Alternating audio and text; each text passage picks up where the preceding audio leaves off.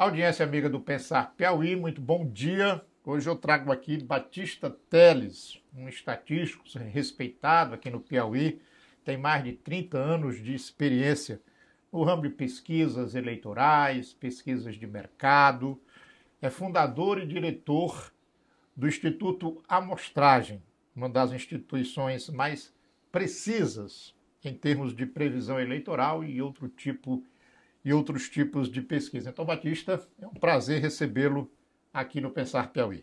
Prazer é meu, bom dia a todos. Eu convidei o Batista para ele me responder uma pergunta.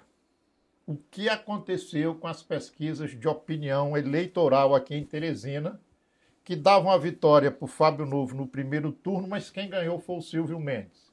Essa é a pergunta. Mas eu vou pedir para o Batista um pouquinho de tempo. Nós vamos tratar de outros assuntos, depois eu puxo esse para ele me responder. Esse que é a grande indagação de Teresina na última semana. Mas eu, Batista, queria tratar um pouco da pesquisa, da estatística, dos números. A humanidade conta a sua população desde lá dos primórdios da história. Não queria ir lá muito atrás, mas queria que você resgatasse um pouquinho da história e das estatísticas aqui no Piauí. Conforme você falou, realmente essa preocupação humana em fazer levantamentos é muito antigo, desde a antiguidade, Roma antiga, fazia esses censos demográficos. Isso. Bem primitivos, mas já existia, né, a preocupação em contar o povo. em contar o povo. As pesquisas que a gente está comentando aqui, elas já são mais recentes, século passado, década de 30, nos Estados Unidos, onde ela explodiu como uma maneira também de monitorar o comportamento humano, não só eleitoral, do mercado. E, como você falou, o Instituto Piauiense de Opinião Pública, o Instituto Amostragem, já está um pouquinho mais velho do que citou, já está com 38 anos. 38 anos. De mercado, é um dos pioneiros da região aqui do meu norte e, quiçá, do Nordeste, né? Sou bacharel em Estatística pela Universidade Federal do Ceará e tenho uma especializada na parte de epidemiologia, que é onde eu trabalhei muitos anos com bioestatística na Universidade Federal do Piauí, que eu sou aposentado, e também trabalhei nas instituições privadas, porque o mercado exigia esse tipo de profissional, cada vez mais. E eu sempre tive a preocupação de ser um estatístico aplicado. Eu me lembro que na graduação todo mundo, não resta para a gente só dar aula e tal. Mas eu sempre fiquei antenado como aplicar as pesquisas, análise de dados. Bom, aí eu estudei uma época em Ribeirão Preto, e naquela época começou a ser fundado o Datafolha, Instituto de Renome Nacional, que hoje todos conhecem. Naquela época eu lia diariamente a Folha de São Paulo, e o Datafolha, nas suas pesquisas, ele colocava toda a parte metodológica. Eu ficava muito atento naquilo. Eu já tinha também experiência aqui com os professores da Universidade Federal do Piauí em delinear a amostra para seus trabalhos de mestrado, doutorado. Chegando ao Piauí, rapaz, por que não fazer pesquisa de opinião? E aí eu comecei a trabalhar nesse sentido, ofereci para a prefeitura de Teresina. Naquela época o prefeito era o Freitas Neto. Freitas Neto. E o seu secretário de planejamento era Almir Bittencourt, um grande economista que conhecia ainda na Fundação CEPRO. Sim. E eu falando com ele, Almir, será que o prefeito não teria interesse em fazer a avaliação da sua gestão? Aí ele foi falar com ele e o Freitas Neto topou. Pronto, foi o início. Foi uma pesquisa para avaliar como o povo via a administração do Freitas Neto. Exatamente, que hoje é comum, naquela época era raríssimo se fazer o gestor ficar preocupado em saber o que é que o seu eleitorado, né, população do seu município, da sua cidade, estava pensando sobre aquela gestão. E na primeira eleição para prefeito das capitais, né, Sim. a gente já começou a trabalhar também nessa parte de pesquisas eleitorais. Aí essa primeira pesquisa eleitoral que você fez para Teresina, quem eram os candidatos na época? Na época era o Átila Lira, os principais, né? Era Sim. o Átila Lira e o professor Alferraz. O que a pesquisa do Batista dizia, o que o resultado apontou? Olha, o Instituto passou uns 4 anos para se livrar de uma pecha de que o Instituto era do antigo PFL. Por quê? A primeira pesquisa, naquela época não se registrava a pesquisa eleitoral. A primeira pesquisa, o Átila saiu na frente, natural, o Freitas Neto, que apoiava, tinha uma popularidade muito grande, mas o brasileiro e o teresinense em particular estavam ávidos por mudança, né? Regime militar. Que na ocasião era representada pelo professor Walter Alferraz, né? Aí a primeira pesquisa que o Batista fez deu Átila Lira na frente. E o Átila publicou, fez um estardalhaço. E aí a segunda já não deu. Aí eles não fizeram mais, não publicaram mais. Mas o que ficou na opinião pública foi que a pesquisa do Batista tinha dado Átila e ele errou. Mas na verdade deu o professor Alferraz também. Só que o Átila não tinha publicado, né? Então aí você estava dizendo que sofreu durante 4 anos para se livrar dessa pecha. Pois é. Aí vem eu tive que adotar uma estratégia de, na campanha seguinte, não trabalhar para ninguém. Eu já tinha... E assim você fez? Fiz e publicava todos os resultados para não ficar refém dessas conveniências. E aí cravou o resultado e o Instituto... retomou a credibilidade. Retomou, assim, na opinião pública, porque... Nos clientes, eles já sabiam que a pesquisa estava correta e tal. Inclusive, é uma preocupação que eu passo agora para todos os donos de instituto, para que eles não fiquem preocupados com a opinião pública. Ele tem que focar no seu cliente, que ele está fazendo a coisa correta para seu cliente. Porque eu fiquei sabendo nessa campanha que alguns institutos estavam prestando serviço para alguns clientes, saíram porque... A pesquisa não estava dando de acordo com o que o cliente queria, e para se livrar diante da opinião pública, ele começou a publicar resultados que não necessariamente estava dando anteriormente. Então, é importante, Oscar, é o que você está para seu cliente, né? Sim. Você não ficar, eu vou publicar porque ele não vai publicar porque não está conveniente, né? Então, eu acho que isso é muito importante, manter essa postura, essa fidelidade com o seu cliente. Fazer dentro da técnica para que o seu cliente é a melhor propaganda, que é a boca a boca. Ele vai dizer que confia, que tem, né? Que nos dados, do sigilo das informações, enfim. Dia 6 ocorreu a eleição aqui na cidade e o médico Silvio Mendes, do União Brasil, ganhou o processo eleitoral com 239.848 votos, 52,19% dos votos. Em segundo lugar, ficou o deputado Fábio Novo, do PT, que obteve 198.794 votos, o que significa 43,26%. Às vésperas da eleição, o Pensar Piauí noticiou que pelo menos 4 institutos de pesquisa, Batista, apontavam a vitória do petista. E apontavam a vitória no primeiro turno. No dia seguinte, ao abrir as urnas, aconteceu completamente diferente. E o resultado todo teresinense sabe. O que foi que aconteceu com as pesquisas que o Pensar Piauí e o restante da imprensa piauiense divulgou, Batista? Olha, é uma questão que eu, como diretor de instituto, fiquei muito preocupado, porque durante toda essa trajetória que eu tenho de experiência, eu não tinha vivenciado uma situação tão constrangedora, né? Constrangedora. Para os institutos. Eu acredito que foi alguma questão de método. As pesquisas, para aquela amostra aquela pequena parte da população representar o todo, ela tem que trazer dentro dela, na sua estrutura, todas as características dessa população. Inclusive a legislação que norteia o registro das pesquisas, ele exige isso. Como foi as ponderações por sexo, por faixa etária, por grau de instrução, por renda, se é renda individual, se é renda familiar, por local pesquisado. E eu não sei se foi o caso, alguns institutos, eles não valorizam isso.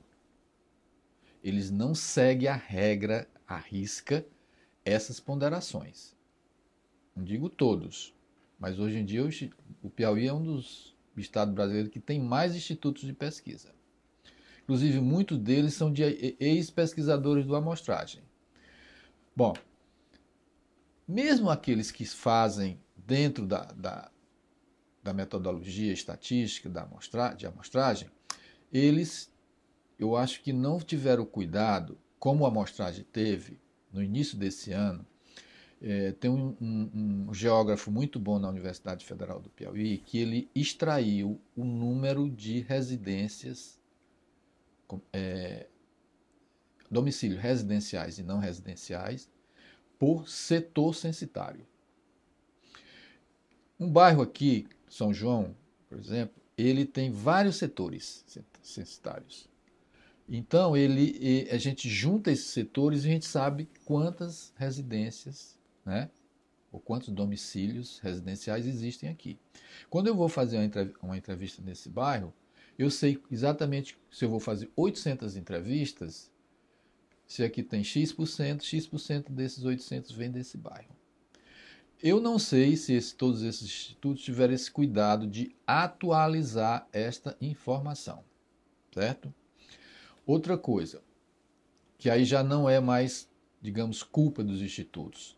Algumas informações fundamentais para essa estruturação da amostra, esse planejamento da amostra, é a renda familiar.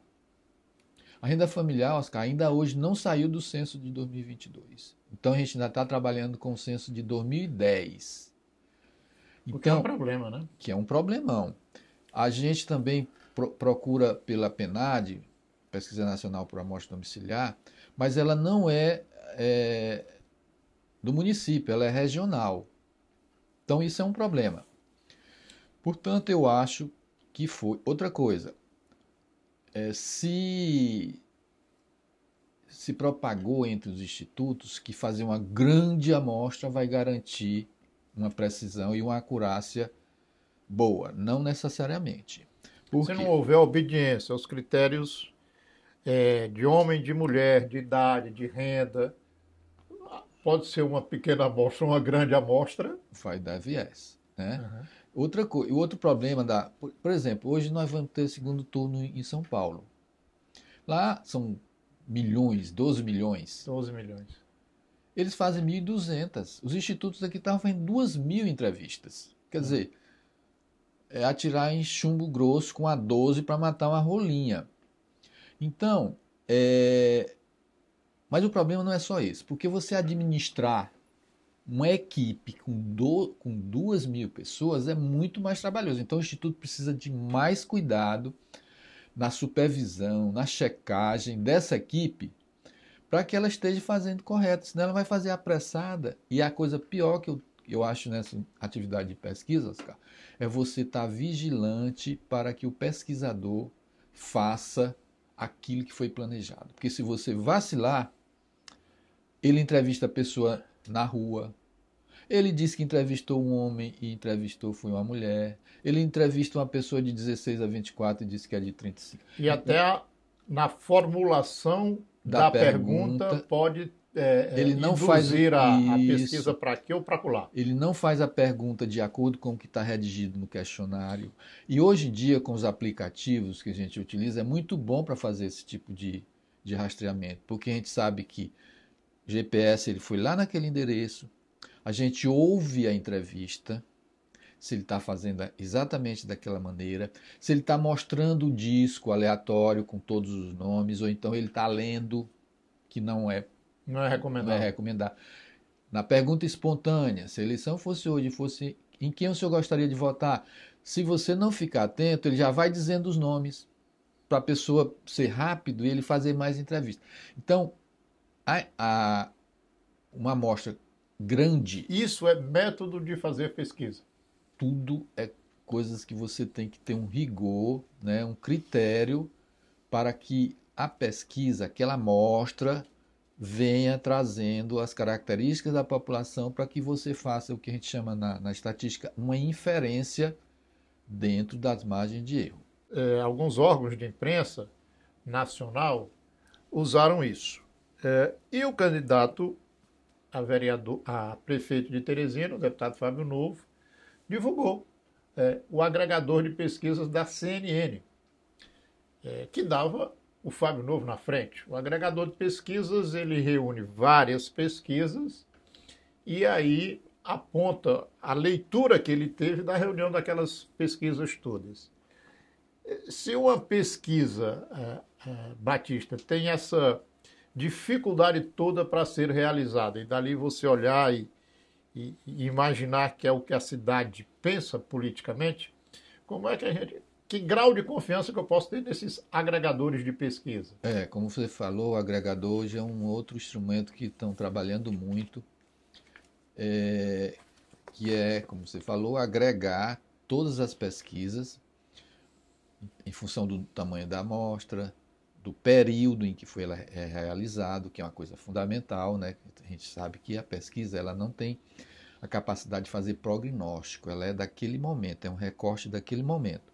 Então, esse agregador ele vai pegando todas essas entrevistas, pesquisa de 800, pesquisa de 1000, pesquisa de 2000, e no fim ele tira uma média. O problema do agregador, que também deu viés, é porque ele pegou, a grande maioria das pesquisas dava Fábio. Sim. Então ele não podia dar diferente, né? Uhum. Então, os agregadores, ele tem que estar lá, quando você acompanha, ele tem que dar o tamanho da amostra. Se ele trabalhou com 4 pesquisas, ele tem que dizer cada tamanho daquela amostra e o período em que ela foi feita, para que a pessoa, o analista como você, ele vai, bom, essa pesquisa aqui, essa agregação de pesquisa, ele está referindo ao período tal a tal, né? Que é uma coisa parecida com os tracking, que também estão utilizando muito. Tracking é aquela pesquisa contínua que é feita diariamente por telefone ou presencial. Hoje mais é telefone, né? Disparam informações e pergunta qual é que vai estar lá. Ele vai fazendo uma média móvel de 3 em 3 dias, aí ele dá da semana, enfim. E aí as campanhas ficam acompanhando. E esses tracking, que eu estava sabendo também, estava dando, Fábio. Né? Não sei na reta final se já estava tudo muito, muito próximo dos resultados, né? Então é isso. Cada vez mais a gente hoje tem as pesquisas utilizando as redes sociais, né? A internet, por telefone. Batista, havia em torno de 4 institutos que davam a vitória do Fábio Novo. Mas o Dr. Silvio Mendes teve em torno de 2 institutos que apontavam a vitória dele. E nessa eleição, eles usaram isso como peça de propaganda. Ora, vou ganhar no primeiro turno. Dizia um, dizia o outro. Mas isso não era uma característica deles dois. Todo político faz isso. Fizeram nessa, em outros estados fizeram assim, e foi feito também no passado. A minha pergunta é sobre isso. Qual é o grau de influência que uma pesquisa exerce sobre o eleitor indeciso, sobre o eleitor que não decidiu se vai votar em Fábio ou Silvio, e aquela pesquisa que indica que um ou outro ganha, qual é a influência que ela tem sobre a cabeça desse indivíduo que não definiu o voto ainda? Super oportuna essa sua pergunta, Oscar. É uma ilusão de que a pesquisa vai fazer a cabeça do eleitorado. Já há anos atrás, se eu não me engano, foi o Datafolha, que ele fez o tipo um inquérito para saber quais são aqueles motivos determinantes para que o eleitor escolha. Parece que a influência da pesquisa era 3% no máximo. Então, é um mito dizer que a pesquisa vai fazer a cabeça. Agora, a pesquisa ela tem uma influência muito mais forte no staff da campanha, no próprio psicológico do candidato e, antigamente, muito mais nas fontes de financiamento. Hoje é público, tá, né? Sim. Mas uma pessoa que quer investir num candidato, um empresário, por exemplo, naquela época, ele não vai querer investir num candidato que está ruim nas pesquisas. Então ela tem essas influências. O que leva um eleitor a escolher um candidato é multifatorial. Hoje em dia, eu me lembro que quando não tinha a influência das redes sociais, era o quê? Era a família, era o entorno do eleitor, né? Sim. Os amigos, a faculdade, a escola, o líder comunitário que ia lá e ia pedir. Hoje em dia nós temos esse fenômeno que é a internet, que são as redes sociais. Então ela pode influenciar de um lado ou de outro. As fake news é uma praga que destrói qualquer coisa. Enfim, o eleitor ele não é influenciável pelas pesquisas no grau que os marqueteiros imaginam, que as mídias, qualquer que seja ela, acha que faz. E a prova disso é aqui Teresina. Todos os institutos diziam que isso foi propagado com muita intensidade pela campanha do Fábio e teve essa reversão. Esse problema. Sério. 2 números sobre a eleição e eu queria ouvir o seu comentário sobre eles. Nós falamos até agora do doutor Silvio Mendes, que ganhou a eleição, do Fábio Novo, que foi o segundo colocado, mas disputou a prefeitura de Teresina, o prefeito de Teresina, que se lançou à reeleição. E doutor Pessoa obteve 10.131 votos, ou seja, 2,20% do eleitorado de Teresina. Como um prefeito tem um desempenho tão baixo, Batista Teles, na sua experiência aí de pesquisas eleitorais, já tinha visto algo parecido? Bom, realmente nunca tinha visto uma situação tão vexatória para um prefeito de uma capital como Teresina. Durante toda essa minha experiência, desde a década de 80 até hoje, o que aconteceu com o doutor Pessoa. Com 100 dias da gestão do doutor Pessoa, Oscar, nós fizemos uma pesquisa, porque o amostragem ele faz o treinamento de pesquisadores em Teresina.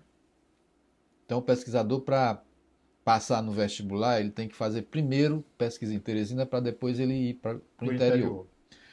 E eu fiz uma pesquisa com 100 dias, o doutor Pessoa já estava derretendo. Ele já estava com um índice de desaprovação altíssimo. Por quê? Primeiro, ele foi eleito numa situação de mudança, né? Sim. Vamos tirar o PSDB, tá há 20 anos, vamos mudar. O doutor Pessoa também tinha um apelo muito popular. Um médico que atendia a periferia, aquele jeito dele humilde e tal. Já vinha de umas eleições que ele quase ganha, do próprio Firmino, Sim. foi para o segundo turno, não foi? E quase que leva. Então ele já vinha com esse capital de votos. Então, com 100 dias ele já estava... Por que isso? O carro-chefe, você lembra dele, da campanha dele, foi o problema de transportes urbanos. Foi uma das metas que ele disse que ia resolver. Passado esses 3 meses, nada. Pelo contrário, foi piorar. né? Teresina sempre teve foi uma cidade que tinha assim, um visual muito bonito, a limpeza pública. A limpeza pública também já estava deixando a desejar. As escolas, embora a propaganda oficial dizendo que a escola... Mas esse mérito vinha mais da gestão anterior. Sim. Né? Saúde. O hospital de urgência, né? HUT. HUT também já estava começando a apresentar problema, mudanças na direção da Fundação Municipal de Saúde. Então, um problema sério também dessa gestão foi que quando eles chegaram lá, eles quiseram mudar tudo. O staff da Prefeitura de Teresina são profissionais, são funcionários públicos, que independente de carreira, concursado, né? Oscar, você sabe disso. São pessoas que fazem projeto, a própria Teresina tem a capacidade de tocar isso, quiseram desmanchar tudo. Então a máquina já começou a iniciar os seus trabalhos meio capenga. Então foi uma conjunção de gestão, né? Que não de início frustrou. A máquina administrativa também ficou muito, né, bagunçada, utilizar essa palavra, e pronto, nunca conseguiu melhorar. Daí para cá só foi piorando. Aliás, fazendo justo, todos os institutos acertaram, doutor Pessoa. Não tinha mais de 5%, 3,5%. Terminou com 2,20. O outro número que eu particularmente achei assim extremamente grande foi a abstenção de votos aqui na cidade de Teresina. 97.098 eleitores não foram votar. Isso significa 16,54% do eleitorado. Isso é um determinante no resultado final. Mas está dentro do histórico. Está dentro do histórico? Tá. Então não é um número assim tão alarmante. Inclusive, quando eu ia fazer as estimativas, eu botava 17%. É? Então não é fora da curva esse número aí, não. Certo. E você, do alto da experiência, 38 anos, né?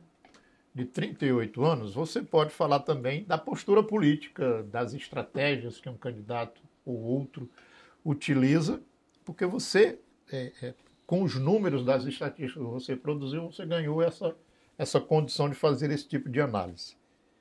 Aí eu te pergunto, qual estratégia que Fábio Novo usou que deu errado? E qual a estratégia que Silvio Mendes usou que deu certo? Eu considerei e considero a campanha do Fábio bem redondinha, bem feita, tanto do ponto de vista do marketing eleitoral quanto do político. Ele tinha um marco de apoio de vereador muito grande, de lideranças. Ele se posicionou como, digamos assim, o anti-doutor Pessoa, né, que ia resolver os problemas que a comunidade estava pedindo. E se apoiou na popularidade do presidente Lula, do governador. Agora eu acho que não só a Teresina, mas em outros, inclusive eu falei isso com o governador, um dia eu liguei para ele conversando sobre Parnaíba. Sim. Parnaíba eu falei, olha, ou os dois se juntam, ou morrem os dois abraçados, que era o Zé Hamilton e o Dr. Hélio. E eu falei assim, governador, está tendo um problema. Todo mundo está esperando o São Rafael dar um milagre. Ele chega lá e e ele disse o quê quando você... Ele disse assim, realmente isso é um problema. Porque eu trabalhei muito no interior, né? Sim. Mais do que Teresina. Teresina eu fiz pouquíssimas pesquisas. E eu percebia isso. Eu chegava lá, por exemplo, um município que eu estava fazendo, que era do PT. Quando determinado momento, quando vier o apoio do Lula e do governador, eu vou mudar. E não fazia um esforço assim próprio, dizer, bom, é uma ajuda fundamental? Mas não é... Não é tudo. Não é tudo, né? Teresina teve muito isso. É tanto que o governador percebeu isso na reta final e começou a trabalhar mais. Mesmo porque ele não pode, não tem condição, né? São centenas de municípios. Então, isso talvez tenha sido essa confiança excessiva que, eu estou ao lado do governador e do Lula, eu vou. Inclusive, as amostragens do Instituto, a amostragem, já fazia essa determinado mais quase 40 dias, Oscar, antes da eleição, quando a gente fazia aquela pergunta, vota com apoio, Teresina já não respondia mais. Já não tinha aquele, sabe? Já não levantava muito a bola do Fábio. Sim. Quer dizer... Quando eu ligava a candidatura dele ao apoio do Rafael e ao apoio do Lula. Aumentava, mas não aumentava, por exemplo... exponencialmente. Como aumentava, por exemplo, na campanha do próprio Rafael. Sim. Né? Então, essa ligação da influência do governador e do próprio Lula no âmbito do município não funcionava ou não funcionou tanto quanto na eleição de governador.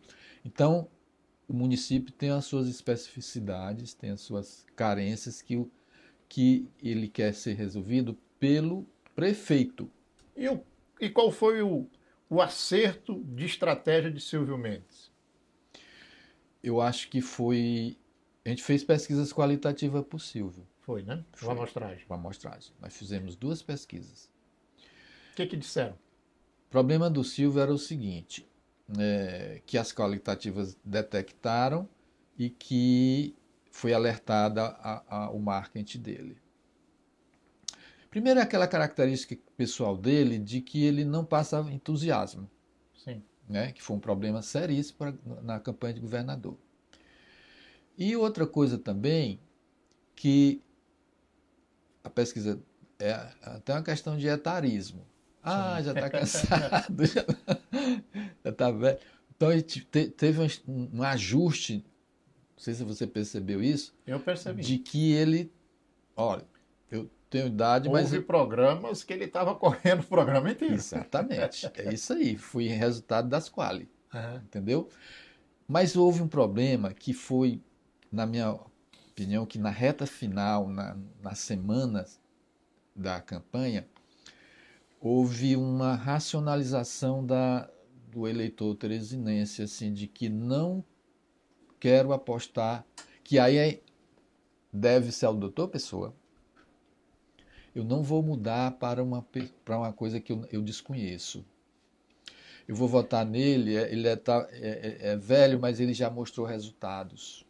Ele saiu bem avaliado, entendeu? Então eu vou nesse que já apresentou resultados positivos para o município. E outro problema nas quali, que também foi ajustado, é que o eleitor de 16 a 24 anos não tinha mais memória do tempo do Silvio. Do Silvio, né? Sim. Então foi feito alguma estratégia para, sabe? Pegar esse eleitorado e dizer, olha, ele é essa pessoa aqui. Você falou muito do uso da imagem de Lula e de Rafael. Mas o Piauí e o PT do Piauí tem um ministro que há pouco tempo foi governador por 4 mandatos. Como você viu a participação de Wellington Dias na campanha de Fábio Novo? Olha, eu acho que, como todo mundo, a percepção minha foi de que ele foi muito modesto a participação dele, né? Principalmente, ele devia ter sido... A gente está fazendo a pesquisa para ele. Sim. Estamos até sobre os programas sociais do governo. Sim. Está sendo muito bem avaliado. Então, ele poderia ter sido utilizado nesse segmento que recebe esses benefícios, né? Porque a imagem dele é bem... que é exatamente lá na ponta... Nas periferias. Nas periferias, né? Então, a participação do ministro foi bem modesta, não sei se foi uma questão de estratégia, porque também ele saiu muito bem, muito mal avaliado na última campanha, ele teve uma votação muito modesta em Teresina e no estado do Piauí como um todo. E a participação dele, ele ficou mais na retaguarda, né? Sim. Mas, de fato, poderia ter sido mais estudado essa questão do foco do ministro ser lá naquelas pessoas que estão recebendo Os os benefícios benefícios, sociais. né? Tá lá sentindo, é tangível, tem resultados para que ele ajudasse na campanha. Para a gente finalizar, no Brasil, você termina uma eleição num dia e no dia seguinte já está falando da próxima. Então, daqui a 2 anos, Batista, nós vamos ter eleição presidencial, eleição para Senado, tudo, mas eu quero focar na eleição para o governo. Rafael Fonteles é do PT, fez 50 prefeituras. Mas o Ciro Nogueira, que é um grande adversário do PT do Piauí, podemos dizer que fez a prefeitura de Teresina, porque apoiava explicitamente Silvio Mendes. É um vitorioso também em Parnaíba, porque se alia ao grupo do Monsanto em oposição ao PT. E tem esse foco lá de Parnaíba com muita resistência ao PT. Como é que fica o que o estatístico, o homem das pesquisas do Piauí, Batista, vê esse cenário que nasceu depois dessas eleições municipais de domingo, dia 6 de outubro, e ainda, que eu não tinha falado, mas o PSD, que é uma força política que agora está com Rafael Fonteles, mas que ideologicamente tem muita proximidade com o pensamento de Ciro Nogueira, por exemplo. Como é que você está vendo esse cenário que nasceu domingo, nas primeiras horas da noite? Cenário político, com vistas a 2026. Embora nem todos os profissionais de marketing político e eleitoral concordem, mas é aquela velha história, cada eleição tem sua própria história, né? Suas especificidades. Mas saímos de um pleito municipal e ela já formata, de certa forma, o que é que vem lá para 2026. Esse problema de apoio, ele não é só no Piauí, é no nacional. O Lula vem desde o início querendo, né, formar uma base sólida no Congresso Nacional, chamando o PSD, o próprio PP do Ciro, né, faz parte, tem ministro. Mas é uma infidelidade que a gente não pode negar, né?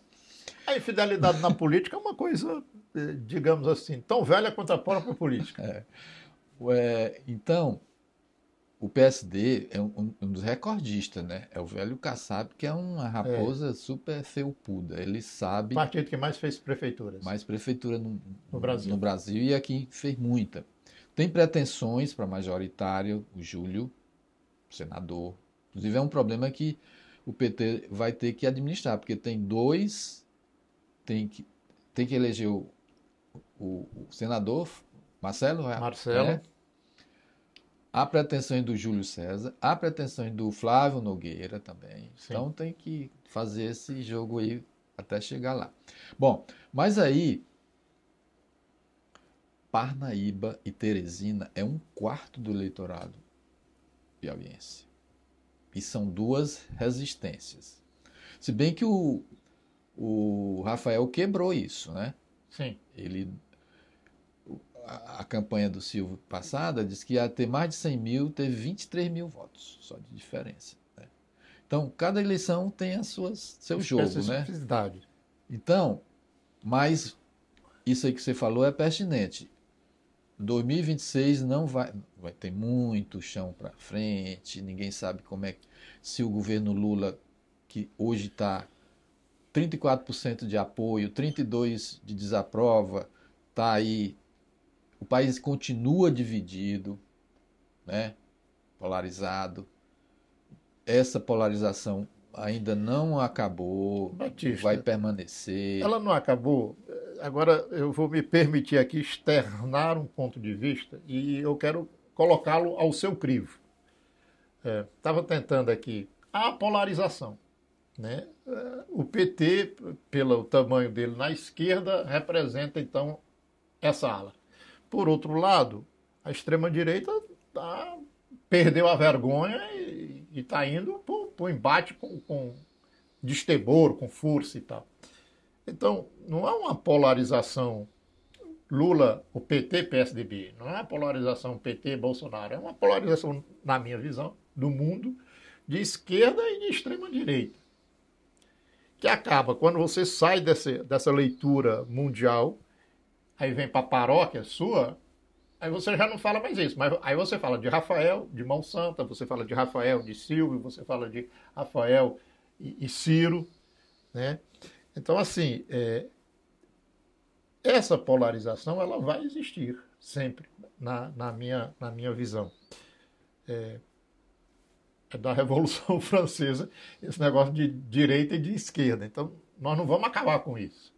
Mas, assim, independente disso, mas paralelamente com isso, em 2026 nós vamos ter eleição aqui, para definir o governo do Piauí. E aí nós temos esse quadro que saiu da eleição municipal, né? Não adianta eu chorar aqui porque o mundo está polarizado entre esquerda e direita. Ele está e vai continuar sempre. Agora, como equacionar isso para 2026? Esse é o... A direita saiu do armário mesmo. Saiu do armário. Ela assumiu com seus valores uma coisa seríssima que está acontecendo, em particular no país, não sei se parece que nos Estados Unidos também, que é a mistura da política, os valores da política com o religioso. Então você viu coisas horrorosas ligando a esquerda a valores religiosos, né? a familiares. Uhum. Então, e é outra coisa que essa polarização também puxa de uma forma maléfica para a discussão política. No Piauí, voltando a 2026, essa coisa vai permanecer, você falou. E o eleitor, ele está cada vez menos assim, afetado pelaquela discussão que o PT passou, você passou de discutir os problemas, um discurso mais ideológico, né? Mais profundo. Mais profundo. Olha, vamos Parece fazer... que agora é uma coisa mais superficial. Que aí as redes sociais fomentam isso. Sim. Deu voz a todo mundo fala, todo mundo bota suas mentiras, externa seus valores, até medievais até, porque tem umas coisas assim absolutamente fora da nossa época. Sim. Faz parte da história, alguns valores que são colocados, né? Então,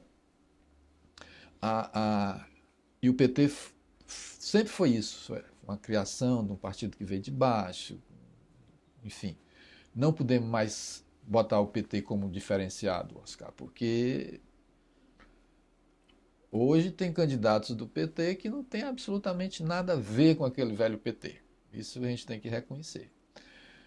Grandes empresários no Maranhão, meu cliente do PT. Não é que eu seja contra o empresário, mas não tem a militância, o perfil, aquela coisa que veio lá de baixo e tal. Pode ser uma posição preconceituosa, mas é outra coisa, né? É outra realidade. É o que eu dizia aqui para o pessoal que me ajuda aqui nos bastidores, antes da entrevista. O PT precisa se reorganizar do ponto de vista de proposições que ele faz para a sociedade e de comportamento que ele tem. Porque o eleitor, ele parece que não, mas ele é muito observador dessas nuances. Então ele fica observando o comportamento do Lula, do Wellington Dias, do Rafael Fonteles, do Ciro Nogueira, do Silvio Mendes. E isso também é um componente para decidir o voto dele. E parece que essa observação ela é mais aguçada quando se trata do PT. Claro. Pelas origens e pela Exatamente. forma como ele apareceu, ele é muito mais cobrado. É muito mais cobrado. Então, qualquer desvio daquela imagem que foi construída vem mais forte para cima. Sim. Então, essa coisa que você falou é pertinente porque precisa ser repensado. Tudo que coloca assim contra o PT, ele disse que era assim e agora é assado. Então a cobrança é muito forte nesse sentido. A imagem que tem ainda é aquele, de certa forma, é aquele PT puro, que veio lá de baixo, né? Então, e com essa mistura, porque veio muita gente, isso já vem a um processo de muito tempo, todo mundo querendo ir para o barco do Lula, principalmente no Nordeste, porque o Lula é um fenômeno. Ele traz voto mesmo lá no interior, é Lula. Sim. Então, todo mundo aproveita e vem pro Inclusive barco do aqui Lula. em Teresina, porque nunca na história de Teresina o PT teve 200 mil votos. E o Fábio Novo foi que eu disse aqui, que o Fábio tirou 198 mil votos. Então você pode dizer que foram 200 mil votos em Teresina. A maior votação era 100 e poucos mil, acho que na época do Nazareno, se não me falha a memória, 2008. Mas assim, chegar no 200 mil, chegou por conta da força do Lula. Do Lula e do Rafael. Do Rafael. Então é isso. Em termos de 2026, o partido precisa se reposicionar diante dessa realidade. Foi 50 e poucas... 50 prefeituras. 50 prefeitura é modesta, né? Principalmente porque são, com exceção de Picos e Piripiri, que são dois municípios fortes, o resto foi medianas, cidades medianas. Pois muito bem, que 2026 o Amostragem faça muitas pesquisas e eu agradeço pelo bate-papo. Eu que agradeço.